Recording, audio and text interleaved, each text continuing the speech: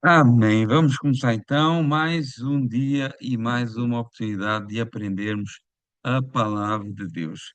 Pai do Senhor, todos os irmãos, Sandra, Marcelo, Andreia, Beatriz, Valdirene também, Ângela. Vamos então começar esse estudo. Hebreus capítulo 6. Vamos orar. Vamos pedir ao Senhor para estar nos dirigindo. Hebreus capítulo 6 é um texto difícil. Agora vamos entender porquê. Deus, muito obrigado. Te agradeço, ó Pai, por esta oportunidade, que o Senhor possa estar nos guiando, nos abençoando, nos dirigindo e que esta palavra venha trabalhar na nossa vida. Que a gente possa cada vez mais te servir, te seguir com fidelidade, com obediência. Que o teu Santo Espírito guarde o nosso coração. É o que eu te peço em nome de Jesus. Amém. Irmãos, tem muito material aqui hoje. Não sei se eu vou conseguir acabar a hora. Nós estamos na Carta aos Hebreus, né? Carta aos Hebreus que essa carta que a gente não conhece bem o autor, não sabe quem foi. Ah, algumas sugestões aí, Lucas, Barnabé, Paulo também. Uma carta para aqueles irmãos que eram da cultura judaica. E esses irmãos mostram aqui, essa carta mostra aqui de uma maneira repetitiva que Cristo é superior a tudo, né? Nós vemos aqui, talvez, uma vontade desses irmãos que eram de origem judaica a fazerem um retrocesso na fé. O contexto aqui de Hebreus capítulo 6, lembramos como que acabou o capítulo 5, né? No capítulo 5, o autor repreendeu os seus leitores por conta da sua imaturidade espiritual, né? Aquela célebre frase que ele fala no final do capítulo 6: olha, vocês já deviam ser mestres, mas ainda precisam de leitinho, né? Em vez de alimento sólido. Então, agora no capítulo 6 é a continuidade dessa exortação, né? A necessidade de avançar com maturidade, o perigo de retroceder. A gente vai ver aqui o grave perigo de retroceder, que Deus não é injusto para esquecer da fidelidade dos seus filhos, que os crentes devem imitar aqueles que herdam as promessas pela fé e a paciência, e que a promessa de Deus ela é firme, né? A esperança cristã está ancorada em Cristo, né? Que entrou nos Santos dos Santos por nós. Então, Hebreus capítulo 6 tem essas duas grandes partes, né? Uma advertência séria contra a apostasia, contra o divórcio, contra, quando eu falo divórcio, é a separação das coisas de Deus, e depois o consolo e segurança para aqueles que são os verdadeiros crentes. Ah, e o perigo de retroceder é tão grande que é o tema central até aqui da carta. Se vocês repararem, até aqui, os escritores hebreus têm insistido com este povo para que eles não olhassem para trás, para que eles não abandonassem a fé, para que eles não desprezassem a palavra de Cristo, para que eles não desprezassem as promessas que estavam sobre a vida deles, né? Então, esse era o perigo que agora ele no capítulo 6 vai mostrar uma intensidade maior desse perigo, né? Uma intensidade muito maior. Vamos entrar no texto, Hebreus capítulo 6, pega na sua Bíblia, pegue num lápis, numa caneta, grife, sublinhe, ah, e para depois ser mais fácil para você encontrar quando for estudar. Hebreus capítulo 6 verso 1. Então ele tinha falado do leite, né, dos irmãos que ainda que já deviam ser mestres, mas não eram. E ele diz assim: olha, deixemos os rudimentos, ou seja, o leite, da doutrina de Cristo e prossigamos até à perfeição, não lançando de novo o fundamento do arrependimento, de obras mortas e de fé em Deus. E ele vai falar mais hoje no verso 2, mas vamos ficar por aqui. Então, este versículo continua diretamente o argumento do final do capítulo 5, né? Deixar os rudimentos, deixar o leite, avançar, né, até à perfeição. E perfeição aqui significa maturidade, né? Quando ele diz deixar os rudimentos da doutrina de Cristo, não é no sentido de que a gente deve abandonar verdades básicas, como se elas fossem inúteis, né? A ideia aqui do escritor é não ficar preso apenas àqueles ensinos básicos, apenas ao estágio inicial, né? Os fundamentos, o leite, ele é importante, mas esses fundamentos são muito importantes, mas o crente ele deve edificar a partir desses fundamentos, né? Deve edificar sobre eles, ficar sempre no básico, que é a imaturidade espiritual. É, por exemplo, um crente que está há muitos anos na igreja, mas só entende coisas, por exemplo, como Jesus me ama, eu tenho que orar e eu não posso pecar.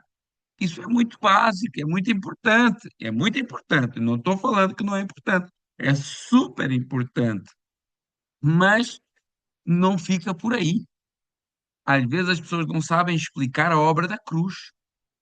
Às vezes as pessoas não entendem o que é justificação, santificação. Por vezes as pessoas não conseguem discernir o que é uma doutrina errada, o que é uma doutrina certa, né? Porque estão só vivendo dos rudimentos, estão só vivendo do leitinho, como uma criança espiritual, né? E isso faz com que a pessoa, com- por conta da sua imaturidade espiritual, porque não se aprofunda no conhecimento das coisas de Deus, ela vai vivendo em ciclos constantes. Ela peca, ela se arrepende de uma maneira emocional, volta ao mesmo pecado e vai repetindo isso constantemente. Não há uma mudança real de mente, não há uma transformação, uma metanoia, não há crescimento em santidade. E é isso que o texto chama, olha, não precisam de lançar de novo o fundamento do arrependimento. Esse fundamento do arrependimento ficou lá para trás.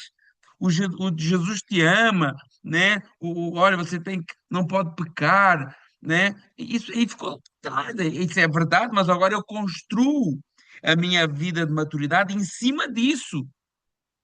Eu não preciso dizer mais aos irmãos que não podem pecar. É óbvio que não pode, né? É óbvio que não pode.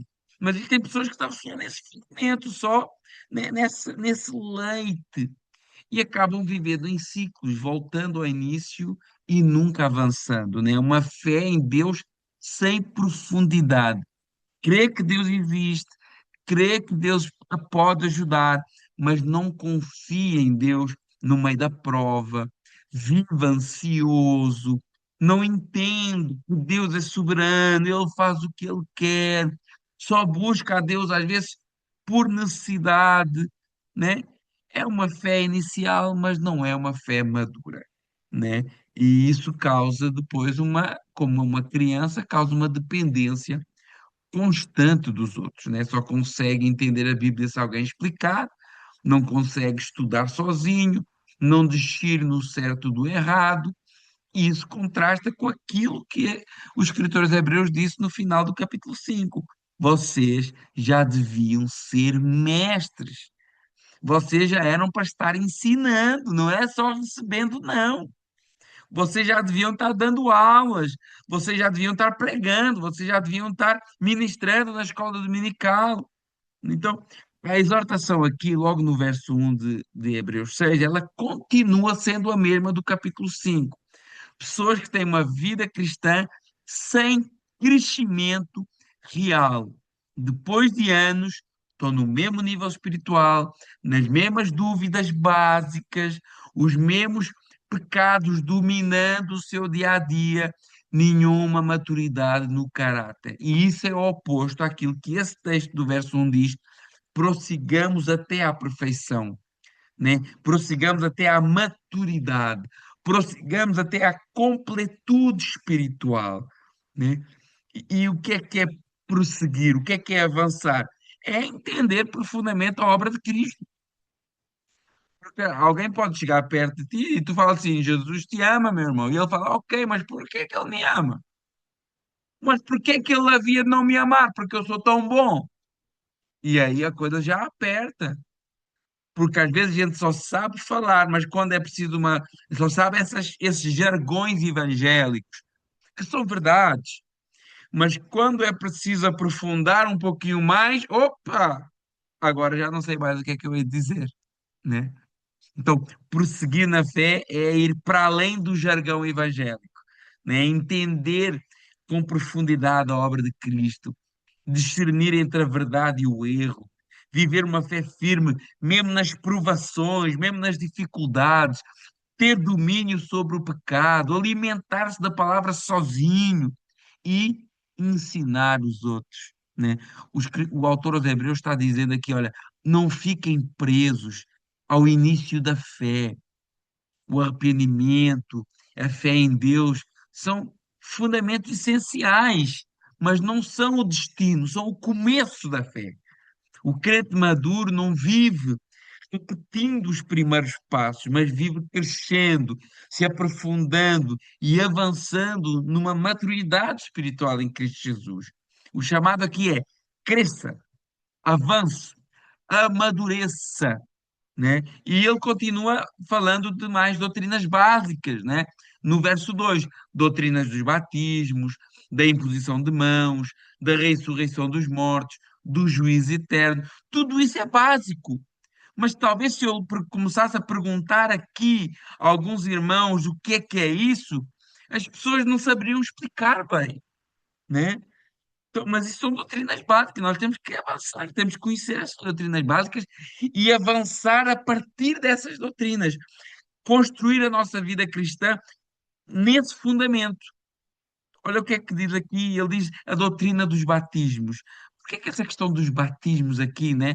Essa palavra aqui aparece no plural, pode apontar, uma vez que a carta é para um público judaico, os judeus tinham vários rituais de purificação, que se chamavam batismos, lavagens, né? Antes de Cristo, haviam várias cerimónias, a lavagem das mãos, a purificação após o contacto com alguém impuro, um morto, alguém com fluxo de sangue, os banhos cerimoniais, os rituais ligados ao templo. A gente vê isso em Marcos capítulo 7 verso 4 por exemplo. E depois, no contexto cristão, nós temos o batismo nas águas, né, o batismo, ah, a morte do velho homem e a ressurreição para uma nova vida em Cristo Jesus, né? Esse é o significado do batismo, identificação com Cristo, morte para o pecado e a nova vida. Nós temos isso lá na Epístola de Romanos, por exemplo, no capítulo 6, mas existe outro conceito de batismo também que era conhecido na Igreja Primitiva, que era o batismo com o Espírito Santo. Porque é que ele era conhecido?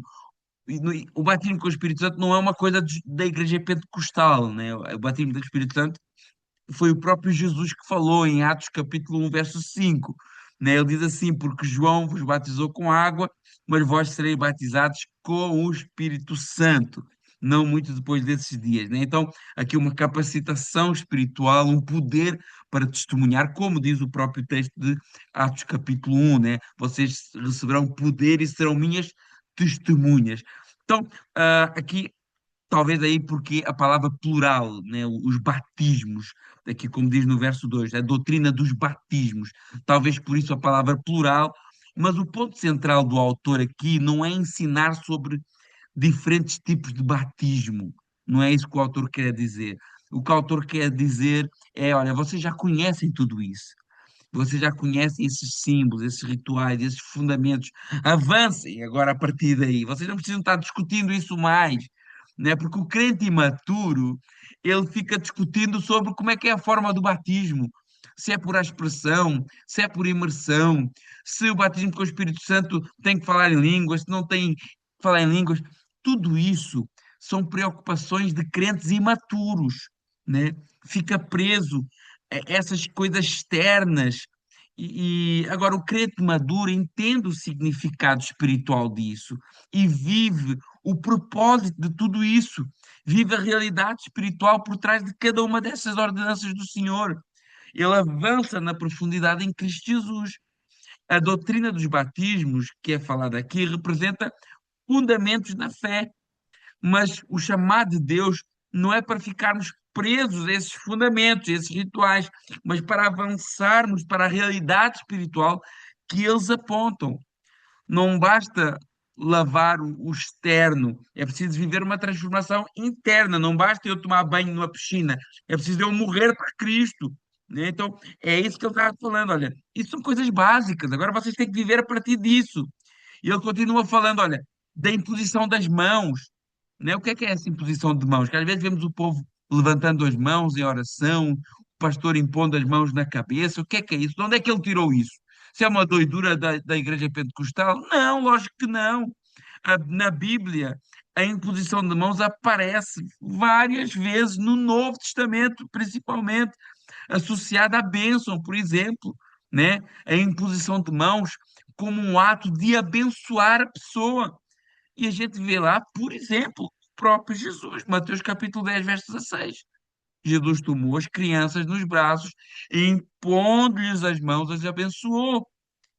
Nós vemos isso, é um ato de bênção, um ato de bênção pastoral, especialmente, né, alguns momentos de oração, momentos simbólicos, né? Também um ato de identificação, de representação.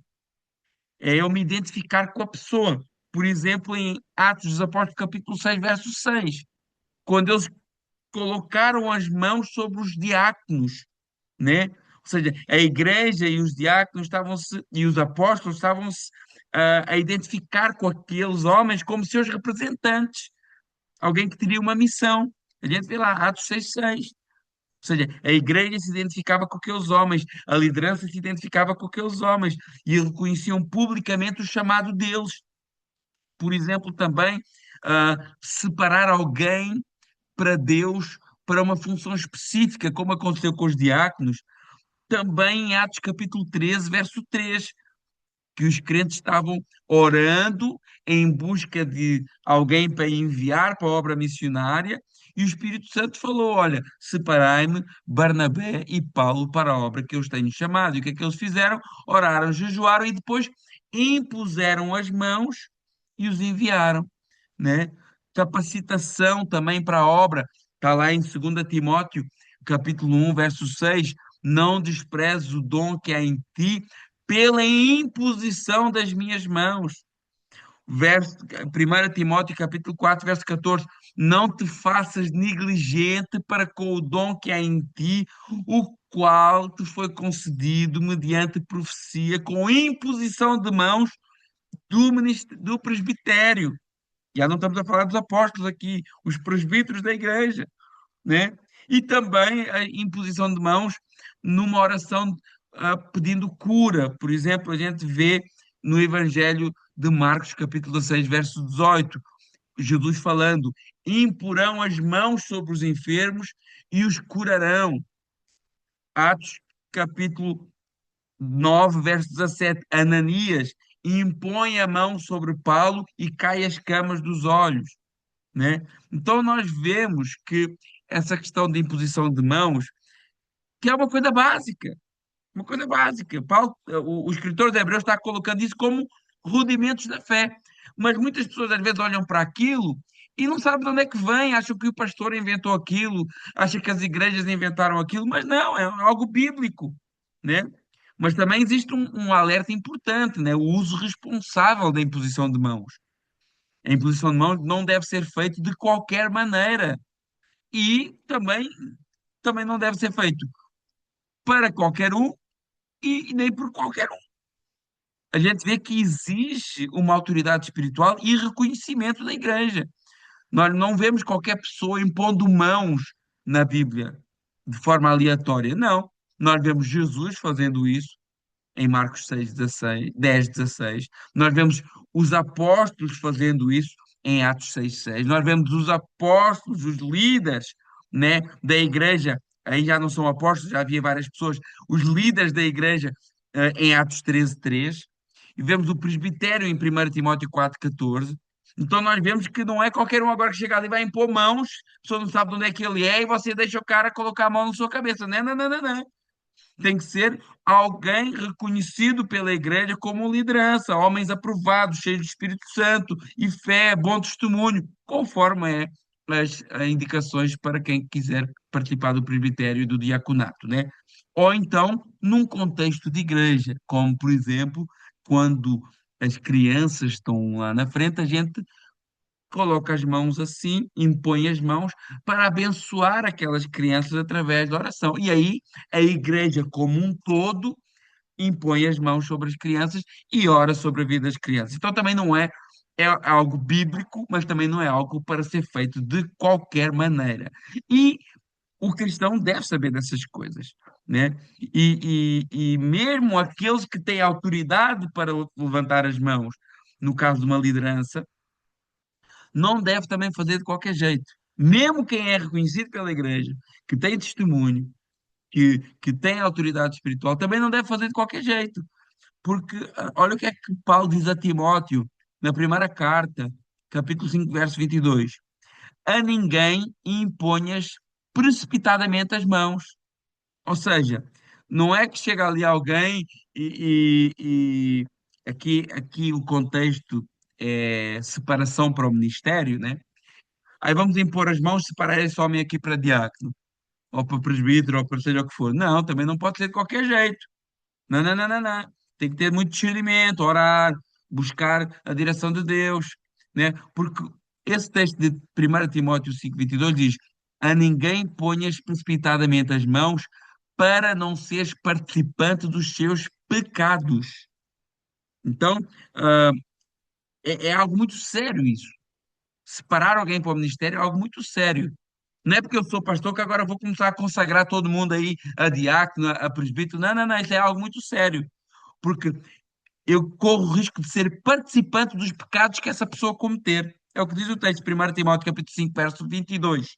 Então, a imposição de mãos no Novo Testamento, ela envolve uma transição simbólica de autoridade, não é um ato de mágica, é algo simbólico, um reconhecimento público, um ato de fé e oração, e, obviamente, é um instrumento usado por Deus. O gesto em si não opera, mas Deus age por meio da fé e da sua vontade soberana. Quando o pastor impõe as mãos sobre alguém, ele não faz isso por acaso. Existe um princípio bíblico por trás dessa prática. Então, a imposição de mãos na igreja não é um ritual vazio, mas um sinal visível de uma realidade espiritual. Bênção, consagração, envio, ação de Deus, contudo, não deve ser usado de forma leviana, porque envolve autoridade espiritual e discernimento. Mas mais importante do que o gesto é a fé, a direção de Deus e a vida alinhada com o Espírito.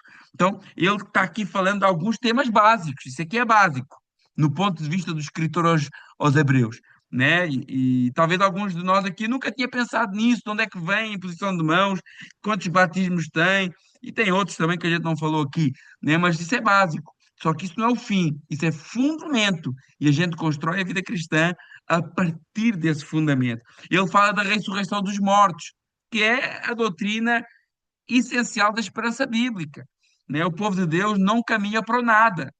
O povo de Deus caminha para a ressurreição e consumação final. E essa doutrina da ressurreição dos mortos era muito atacada nos primeiros séculos. No primeiro século da igreja era colocada em causa. Tanto que Paulo fala muito sobre isso em 1 capítulo 15, que é o maior tratado sobre ressurreição da Bíblia. O juiz eterno, como é que é o juiz eterno? Outra verdade básica. Deus julgará a humanidade. A história não caminha para um caos sem prestação de contas. Ela caminha para um tribunal. E a humanidade vai estar diante desse tribunal e haverá um juízo eterno que muitos querem negar. Então, ele diz assim: olha, isso são doutrinas fundamentais. Mas o autor diz que a vida cristã não pode parar no início. Não pode parar. A igreja precisa ser fundamentada, amadurecida a partir daí. E ele diz: olha, isso que eu estou falando aqui, ressurreição dos mortos, batismos, imposição de mãos, juízo eterno, fé, tudo isso, eu vou explicar. Verso 3. Eu vou explicar. Se Deus permitir, olha o que é que diz o verso 3. Isso nós faremos se Deus permitir. Ou seja, parece aqui que o escritor via necessidade de falar disso, apesar de ser básico. Apesar de ser básico, o escritor aqui, ele via necessidade de falar nisso. mas ele estava sendo dirigido por Deus para falar outro assunto mais profundo. Isso é muito interessante, porque, ao contrário do que as pessoas podem pensar, o pastor, o responsável por um grupo que ministra, ele não ensina o que ele quer para a igreja. O pastor ou o líder, ele deve ser guiado pelo Espírito para trazer para a igreja o que Deus sabe que é necessário ao seu povo. Olha que maravilhoso, ele disse: olha, isso faremos se Deus permitir. Ou seja, a minha vontade é falar disso, ainda que seja básico, mas eu só vou fazer se Deus permitir, porque Deus tem outras coisas para revelar aqui através desta carta, né? E quando ele diz isso faremos se Deus permitir, ele não está aqui também duvidando nem desprezando essas doutrinas básicas, né? Ele não está desprezando as doutrinas básicas, mas ele está mostrando a necessidade de avançar em outras questões, de avançar do leite para rudimentos mais sólidos da fé. O desejo dele é ensinar, né? Se existem dúvidas, eu estou aqui para ensinar. É como se ele dissesse isso, mas eu só posso fazer se Deus permitir. Ele está reconhecendo humildemente que todo progresso verdadeiro depende da permissão, da graça e da operação divina. Nós devemos buscar maturidade com diligência, mas sem dependência de Deus é vão. Crescemos porque Deus opera em nós. Então, vemos aqui que eram ensinos básicos. Esse irmão que escreveu queria ensiná-los, mas ele diz: olha, eu só ensino o que Deus permite. E se Deus permitir, a gente vai falar sobre isso, né? Agora vamos entrar, a partir do verso 4, vamos entrar naqueles que alguns dizem, eu pedi a atenção dos irmãos, eu não vou revelar aqui nenhuma porção secreta desse texto, né? Eu vou dar aquilo que eu acredito dentro daquilo que é o contexto desta carta, mas vamos entrar naqueles que alguns dizem ser dos versos mais difíceis de toda a Bíblia. Eu não sei se vocês sabiam disso, mas esse verso aqui é um terror para alguns irmãos. É Hebreus 6, eu vou ler do 4 ao 6, ok?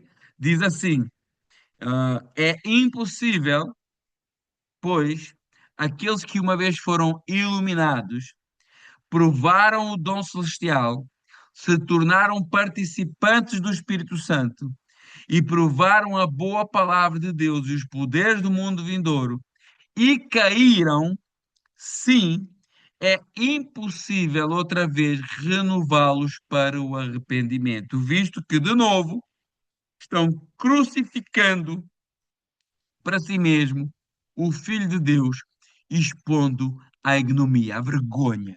Então, esse é um texto difícil, porque a gente pensa assim, mas como assim? Parece que quando a gente lê isso, como assim? Pessoas que não têm mais solução para eles, né?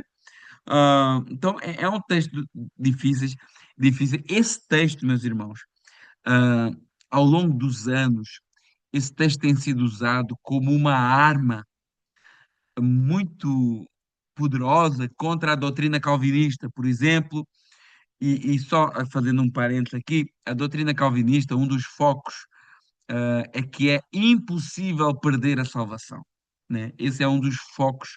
Não sei se vocês já ouviram aquela expressão, uma vez salvo, salvo para sempre. Não importa o que eu faça, eu sempre serei salvo, eu sempre vou perseverar, eu sempre vou voltar para os caminhos do Senhor, né? Irmãos, eu não me identifico como calvinista, nem como arminiano, que é a outra doutrina que compete, a outra linha de pensamento que compete com a linha de pensamento calvinista. Não me identifico nem com um nem com o outro, mas eu tenho que reconhecer, se eu fosse um arminiano cego e fundamentalista, eu agarrava neste texto e dizia assim: estão vendo aqui, irmãos, ó, pessoas crentes eram salvas e caíram, né? Mas eu tenho que reconhecer que o propósito do autor nesse texto, e eu vou ficar ao propósito do autor, eu vou me reter aquilo que o autor quer ensinar aqui. E eu tenho que reconhecer que o propósito do autor não é demonstrar se é ou não possível perder a salvação. É um texto difícil, ele tem várias tensões. Ele fala de pessoas que foram iluminadas, pessoas que participaram do Espírito, pessoas que provaram dos poderes do mundo vindouro, pessoas que caem e que é impossível haver arrependimento para elas. E quando lemos esse texto, parece que haverá pessoas que vão querer o perdão de Deus e que Deus não vai perdoar mais, né? Que vão ser completamente excluídas da salvação. Claro que existem várias interpretações possíveis para esse texto, mas todas elas buscam responder a essa tensão teológica que alguns levantam para defender a sua inclinação doutrinária. Por exemplo, os armanianos olhem para esse texto e dizem assim: está vendo? Estes aí eram salvos e perderam a salvação. Os calvinistas olham para esse texto e dizem: esses aí eram falsos cristãos, eram cristãos só de aparência e não eram salvos, né? Mas o foco do autor, do escritor, não é esse. O foco e o propósito é advertir o povo e não organizar, sistematizar um tratado sobre salvação. Se lemos Hebreus de forma contínua, percebemos que o escritor ele não está escrevendo um tratado de salvação. Ele está fazendo exortações pastorais urgentes. O objetivo não é explicar como funciona a salvação em todos os seus detalhes, se perde, se não perde. O propósito aqui é impedir que as pessoas se afastem de Cristo.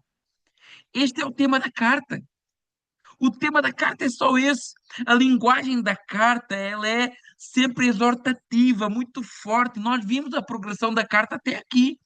O assunto é quase sempre o mesmo desde o início, desde o capítulo 1. No capítulo 1, a superioridade de Cristo. Olha, o perigo de rejeitar a última palavra e perfeita de Deus, que é a palavra de Cristo. No capítulo 2, a negligência, né? A negligência da palavra, né? Não nos desviemos, diz lá no verso 1. No capítulo 3, a incredulidade, o coração mau e infiel que se aparta do Deus vivo, capítulo 3, verso 12. No capítulo 4, aqueles que não entraram no descanso. Olha, não pereça que algum de vós fique para trás. Capítulo 4, verso 1. No capítulo 5, a imaturidade que leva à queda. Vós vos fizeste negligentes para ouvir. Então, tudo até aqui é uma linguagem de alarme espiritual máximo. O escritor trata aqui a queda, né, e como real, como perigosa e algo que pode ser irreversível, como vemos aqui nesse texto. O ponto central é a possibilidade real da queda, principalmente na perspectiva humana, da perda de uma salvação, né? Mas na perspectiva divina, é verdade, a pessoa talvez nunca foi salva, porque ninguém surpreende Deus. Deus não é apanhado de surpresa. Então, na perspectiva humana, sim, o cara estava na igreja e agora está no mundo. Mas na perspectiva divina, será que Deus não sabia? Né? Mas claro que dentro da experiência da comunidade, pessoas caminham, pessoas participam, pessoas experimentam coisas reais e pessoas podem se desviar. Mas o autor não está preocupado aqui com esses decretos eternos de predestinação, de salvação ou de queda. Ele está lidando com uma responsabilidade visível e prática de cada um de não nos afastarmos do Deus vivo. E ele vai falar dos frutos lá na frente, no verso 7 e 8. Então, o texto é claro, existe a possibilidade de queda. Isto é o que está claro no texto. Agora, se essa queda significa ou não uma perda de salvação, não compete ao homem definir. Talvez é verdade, talvez a pessoa nunca foi salva. Talvez ela nunca creu verdadeiramente. Talvez foi sempre um emocionado da fé. Mas não nos compete a nós avaliar isso. Deus é soberano na salvação, no início, no meio, no fim. A salvação pertence a Deus. Mas o homem também é responsável em perseverar. Essas advertências são reais e devem ser levadas a sério. Então, Veem como existe essa tensão, que Deus é soberano do princípio ao fim, mas que o homem também é responsável? Como é que a gente resolve essa tensão? Olha, esse texto responde. Não, esse texto não responde nada. Esse texto não está preocupado em resolver tensão nenhuma. Esse texto só está preocupado em mostrar que nós temos que ter cuidado para não nos afastarmos de Deus. Hebreus trabalha nessa tensão, mas não para resolver a tensão, porque não é o propósito dele. E muitos têm forçado esse texto para dizer o que o texto não diz. Quer calvinistas que acreditam que não existe perda de salvação, quer arminianos que acreditam que a salvação pode ser perdida. Mas quando alguém força um texto para um sistema que ele acredita, geralmente ele pode cair em dois extremos gravíssimos. Primeiro extremo, minimizar o texto, né? O calvinista pode olhar para esse texto e pensar assim: não, eu sou salvo. Eu sou salvo, então isso nunca vai acontecer comigo. Esse texto não se aplica a mim. Essa palavra é para o meu irmão lá do lado, que está indo lá no bar. Essa palavra é para o irmão que xinga lá no trânsito, né? Comigo isso nunca vai acontecer. Então, esse irmão, se olhar com essa lupa, ele pode desprezar o texto, que é uma advertência grave e séria para ele também. Então, esse é o problema. Quando eu forço um texto para um sistema, eu posso cair nesse extremo de minimizar o texto perder o seu peso. Agora, eu também posso cair no outro extremo. Eu posso criar uma doutrina em que, por qualquer coisa, eu também posso perder a minha fé. Eu também posso cair, né? Ou que qualquer queda minha significa uma perda definitiva de salvação. E isso é ignorar outros textos que dizem que a nossa salvação está segura em Cristo Jesus. Então, olha o perigo. Um pode ser soberbo em relação ao texto, porque assim, eu sou salvo, eu não tenho que me preocupar com nada, mas a palavra diz: aquele que pensa que está em pé, ora para que não caia. E outro pode pensar assim: ai meu Deus, eu xinguei, já estou perdido, vou para o inferno. É, xingar é um pecado, você não deve fazê-lo. Mas se você está preocupado e arrependido, isso é a prova de que o Espírito Santo está em ti, de que tu és uma pessoa que está sendo exortada, porque Deus está te restaurando. Então, entenda, não sei se eu estou a me fazer entender, porque é um texto complicado. Esses extremos que existem quando a gente olha para a Bíblia com um viés doutrinário, né?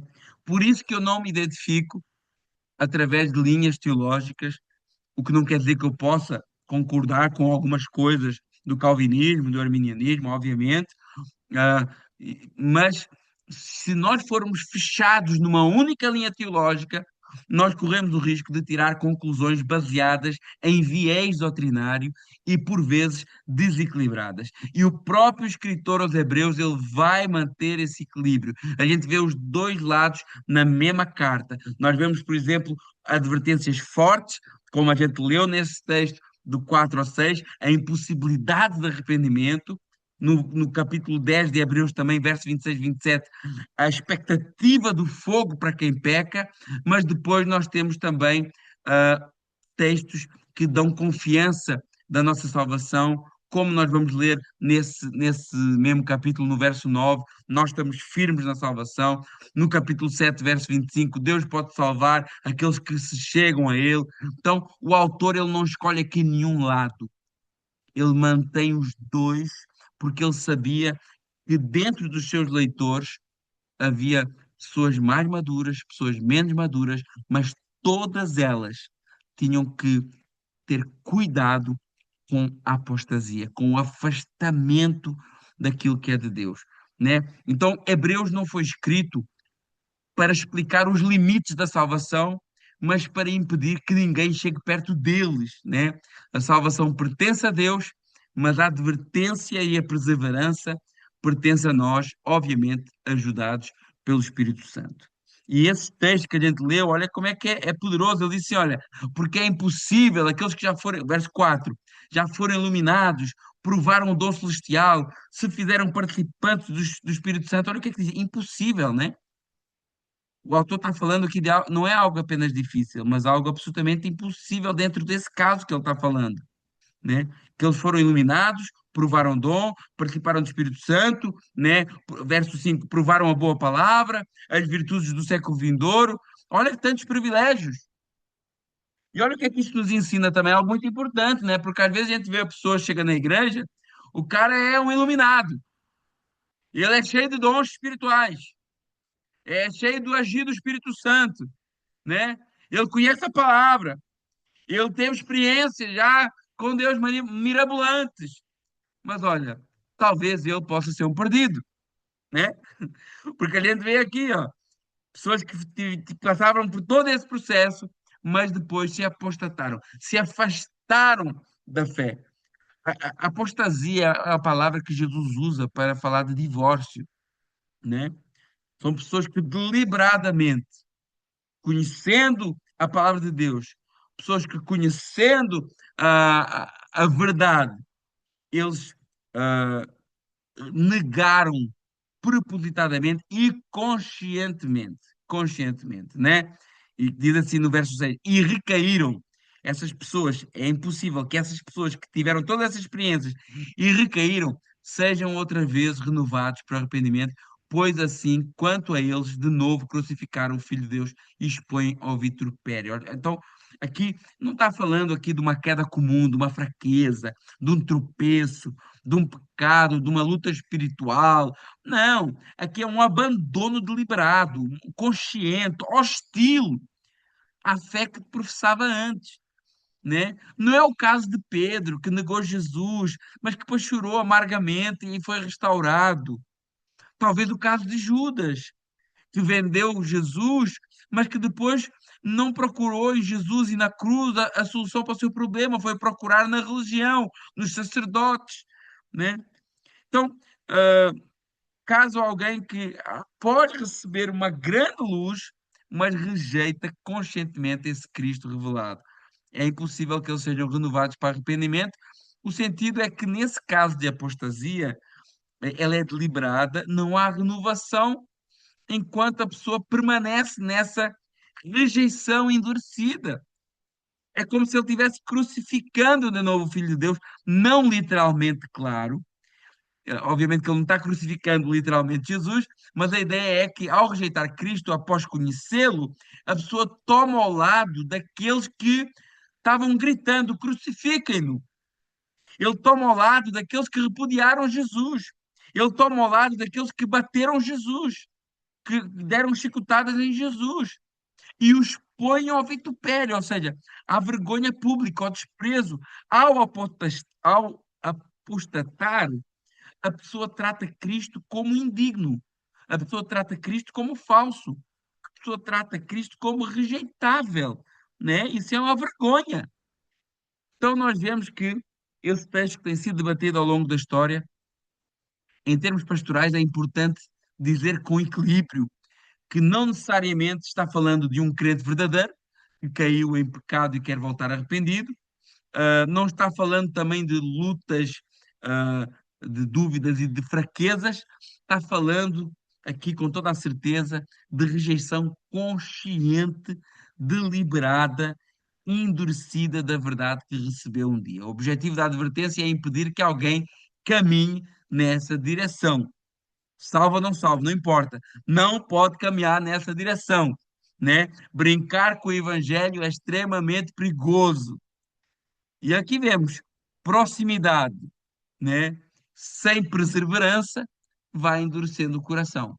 Eu posso ser próximo da igreja, próximo das coisas de Deus, mas se eu não sou perseverante, eu corro o risco de poder endurecer o meu coração e de poder me apostatar, né? E quanto maior ah, experiências que eu tenho e maior é a minha rejeição, mais grave vai ser a minha culpa, né? E aí vemos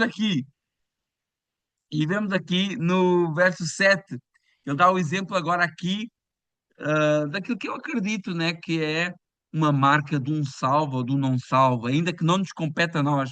É isso que eu gostava de passar. Não nos compete a nós avaliar se perdeu, se não perdeu, se é, se não é, não. Mas aqui esse texto traz um exemplo agrícola sobre aquilo que a gente vê num salvo, no capítulo 6 verso 7. Porque a terra que embebe a chuva, que muitas vezes cai sobre ela, produz erva proveitosa para aqueles por quem é lavrada e recebe a bênção. Então o autor usa aqui uma linguagem agrícola para ilustrar a diferença entre a resposta frutífera ao Evangelho e a resposta estéril, né? Uma terra que bebe da chuva, que bebe da palavra, que aproveita a semente, né? Essa chuva representa esses privilégios que são recebidos, os poderes do mundo vindouro, a participação do Espírito, né? Essas bênçãos espirituais, né? A terra que embebe disso e produz frutos bons, né? Ela responde com coisas boas, vai receber a bênção de Deus, né? O fruto vai evidenciar a realidade dessa bênção. Então, a marca da graça não é apenas receber a chuva, mas produzir o fruto. Não é apenas receber o Espírito Santo, é produzir frutos do Espírito Santo, né? O Evangelho, quando ele recebe e encontra um terreno fértil, ele vai transformar a vida. Mas, por outro lado, verso 8, a terra produz, a que produz espinhos e abrolhos é reprovada. Então, tem a terra que recebe todas essas bênçãos que ele falou aqui, os poderes do mundo vindouro, provaram da palavra, do Espírito. Quem recebe todas essas bênçãos e responde com fruto bom, obviamente, é as pessoas que Deus está usando, pessoas que Deus está salvando. Mas aquelas que produzem maus frutos, né? Essa aí está perto da maldição, como diz o verso 8, e o seu fim é ser queimada, né? Então vemos aqui, privilégios espirituais sem fruto aumentam mais a responsabilidade. Então, tem muitas pessoas que têm muitos privilégios espirituais, e a gente vê lá aqueles homens que chegam perto de Jesus e dizem assim: Olha, nós em teu nome expulsamos demónios, em teu nome curamos enfermos, em teu nome fizemos muita coisa. E Jesus fala assim: Olha, eu não vos conheço, né? Eu não, vocês, ok, vocês experimentaram um pouquinho disso aí, mas vocês não eram meus. Então, nós vemos aqui como é interessante essa questão. O fruto não é os dons. O fruto não é os dons. O fruto é fruto, dom é dom. Paulo fala dos frutos em Gálatas capítulo 5 e fala dos dons em Coríntios capítulo 12, por exemplo, né? Então, fruto é fruto, dom é dom. Você pode ter dom, se não tiver fruto, dom não serve para muita coisa. Vai edificar a vida do outro, vai edificar a vida de quem é próximo de você. Mas essa terra proveitosa que dá bom fruto, é aquilo que fala lá: amor, paz, gozo, benignidade, bondade, mansidão, domínio próprio, temperança. É isso, é esse fruto bom, né? Ah, o cara está falando em línguas, está dando fruto. Não, falar em língua não é fruto nenhum, é um dom bom da Bíblia, né? Importante, devemos buscar, sim, lógico. Ah, o cara tem discernimento, é um fruto bom, um dom bom, mas não é fruto, não é fruto. Então a gente vê aqui dois tipos de pessoas, não que a gente deva estar olhando para o outro para ver quem é salvo, quem não é salvo, quem dá bom fruto, quem dá mau fruto, não é isso, mas aqui os escritores hebreus dizem, olha, tem aqueles que recebem todas essas bênçãos espirituais e dão fruto bom, e tem aqueles no verso 8 que recebem todas essas bênçãos espirituais, mas continuam produzindo espinhos, abrolhos e são reprovados, não é? Então, agora passamos dessa advertência para uma palavra de consolação. Meu Deus, já falta 10 minutos. Para uma palavra de consolação, né? Então, até aqui uma palavra muito forte, né? Essa palavra aqui de Hebreus capítulo 6 é uma palavra muito forte, só que aqui ele vai trazer uma consolação. Ele diz, é como se ele agora mudasse o público, né? Verso 9, Hebreus 6, verso 9. Mas vós, ó amados, mas de vós, ó amados, esperamos coisas melhores, coisas que acompanham a salvação, ainda que assim falamos. Então ele diz: olha, cuidado, cuidado, porque quem se perde está caminhando, afastando-se de Deus. E eles às vezes podem se afastar de uma maneira tal que não tem mais regresso para eles. É o que ele falou. Então, existe uma queda aqui, existe aqui pessoas que estavam no caminho de Deus, pessoas que estavam na igreja e que depois se afastaram, viraram inimigos do Evangelho, né? Se eles eram salvos, se não eram salvos, se nunca foi, isso aí é outro assunto. Mas é o que o escritor de Hebreus está querendo falar, é isso aqui, olha. Havia uma malta aí que tinha uma aparência de ser usado por Deus, mas eles saíram do caminho e estão lá agora sendo insultadores, perseguidores do Evangelho, envergonham a Cristo. Mas vós não são assim, olha aqui. Mas de vós, ó amados, nós esperamos coisas melhores, coisas que acompanham a salvação que falamos. Então, o tom vai mudar agora. Agora é, ó meus amados, né? Agora há um carinho pastoral, né? O tom vai mudar claramente. Agora nós esperamos coisas melhores de vocês, né? O autor não está concluindo que os seus leitores fiéis eles apostataram, não, mas que eles estavam com dúvida. Eles estavam com dúvida, mas eles não eram apóstatas ainda. Eles não tinham negligenciado, eles não tinham virado as costas para os evangelhos. Nem ele está dizendo, olha, de vocês eu não espero isso. De vocês eu espero que vocês caminhem dando fruto, né? Caminhem demonstrando essa salvação que vos alcançou. Né? Evidências que acompanham a salvação verdadeira, né? A salvação produz marcas, produz fruto, produz perseverança. Então vemos aqui que essa advertência é muito importante, porque ele deixa bem claro, irmãos, assim, cuidado, mas vocês continuem no caminho certo, né? Verso 10. Porque Deus não é injusto para se esquecer da vossa obra e do trabalho da caridade que para com o seu nome mostraste, enquanto serviste aos santos e ainda servis. Então, olha, Deus não é injusto, Deus é fiel, Ele é santo e perfeito, né? Ele nunca, ele é justo, Ele contempla aquilo que vocês estão fazendo aí, né? Ele não se esquece da vossa obra. Não que o autor está ensinando aqui uma salvação por obras, mas ele está dizendo que Deus vê e reconhece o fruto que manifesta a realidade da fé que estava neles, né? Ele fala aqui do trabalho da caridade, do amor demonstrado para para com o seu nome, para servir o povo de Deus, e ele diz que vocês serviram e ainda servem. Então, não era algo apenas do passado, mas algo presente deste povo que estava a ouvir essa carta.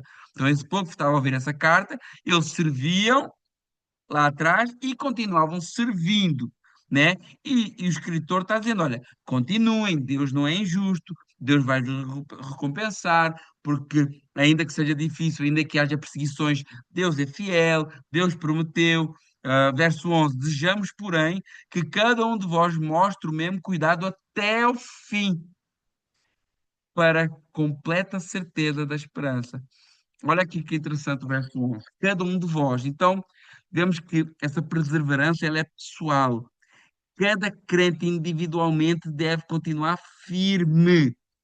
Não deve entrar por aquele caminho de se desviar, de esquecer, deitar virar as costas às bênçãos que já recebeu de Deus, de se apostatar, né? Cada um de vós tem essa responsabilidade. Mostra o mesmo cuidado até o fim. Não basta começar bem, tem que continuar, perseverar até ao fim. Não basta eu começar sendo um cristão muito fervoroso, muito fiel, muito disponível para ajudar o meu próximo. Não, isso tem que continuar.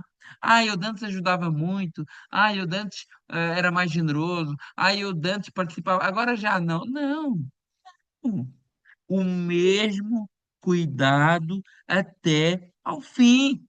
E isso vai ser a certeza da esperança. Isso vai ser a certeza. Olha aqui, ah, vós mostra o mesmo cuidado até ao fim para a completa certeza da esperança. Aí tem os irmãos, antigamente eu era bobo, antigamente eu era bobo, ajudava todo mundo, fazia tudo. Isso é conversa de desviado. Isso é conversa de desviado. Porque a gente deve mostrar o mesmo cuidado até o fim. Eu tive eu tive um chefe em 2006 e ele quando eu fui trabalhar, quando eu comecei a trabalhar com ele, e ele dizia-me assim uma coisa, ele nem era crente, ele nem era cristão, só que ele disse uma frase que, que eu nunca esqueci e que é um princípio bíblico. Ele dizia assim: nunca se arrependa de fazer o bem. Nunca se arrependa de fazer. Ai, o cara foi ingrato. Ai, mas o cara me xingou. Ai, mas o cara está falando mal de mim. Eu me arrependo do bem que eu. Não. Nunca se arrependa de fazer o bem. É esse texto que está dizendo aqui. Olha, cada um de vós mostre esse mesmo cuidado até ao fim. Esse amor, esse serviço até ao fim. Não desfaleça. Não retroceda. Porque aqueles que retrocedem podem depois nunca mais voltar. Hebreus 6,12, para que não vos façais negligentes, mas sejais imitadores dos que pela fé e paciência herdam as promessas. Então, não seja negligente, né? Temos aqui a mesma ideia da lentidão espiritual lá de Hebreus 5, né? A negligência, o desprezo pelas coisas de Deus leva e ela é inimiga à perseverança, é inimiga da perseverança.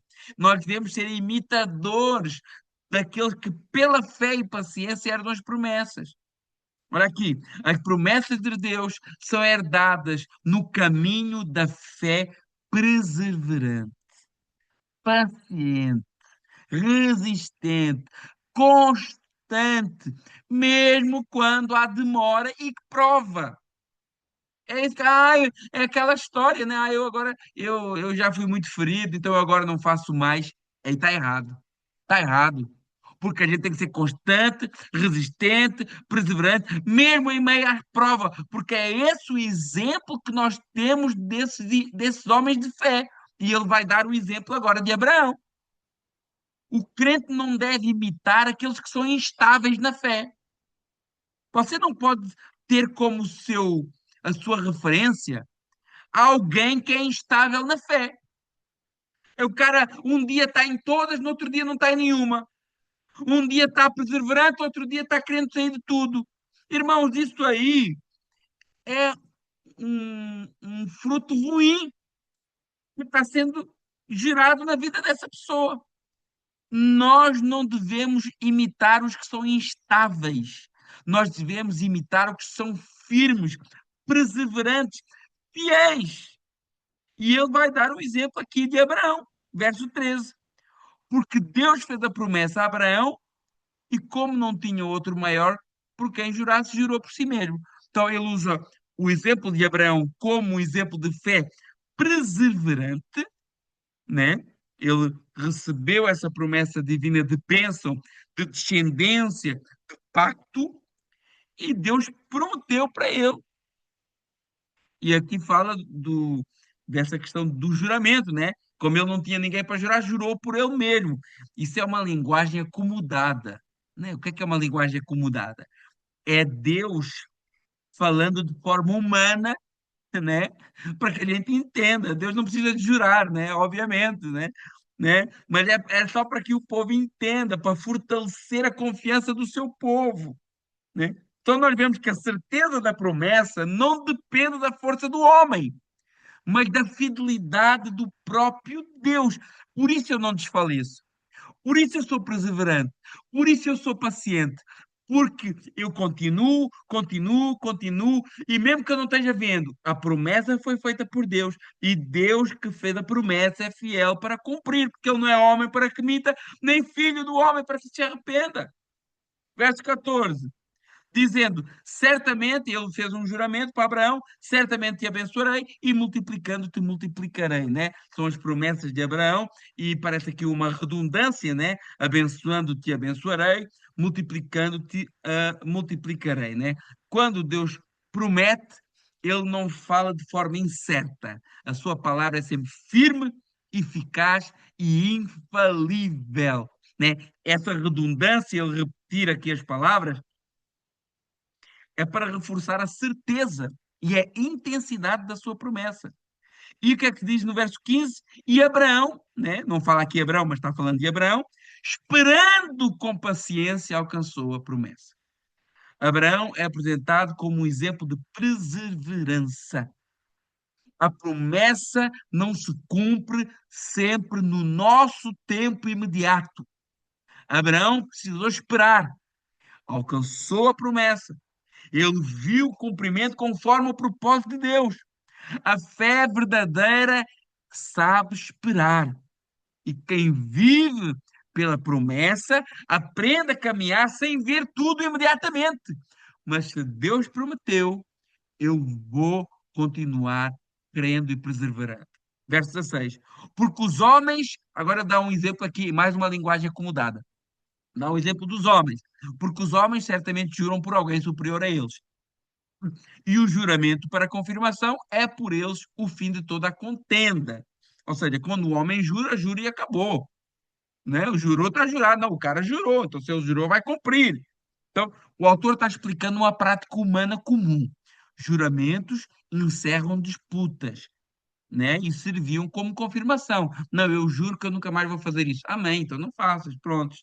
O escritor não está defendendo a prática do juramento. Não é isso que o escritor está defendendo. Ele está apenas a usar uma prática humana para reforçar o seu argumento. Se entre os homens, o que ele está querendo dizer é assim: se entre os homens o juramento traz uma confirmação e paz, quanto mais o juramento do Deus verdadeiro traz certeza absoluta. Verso 17.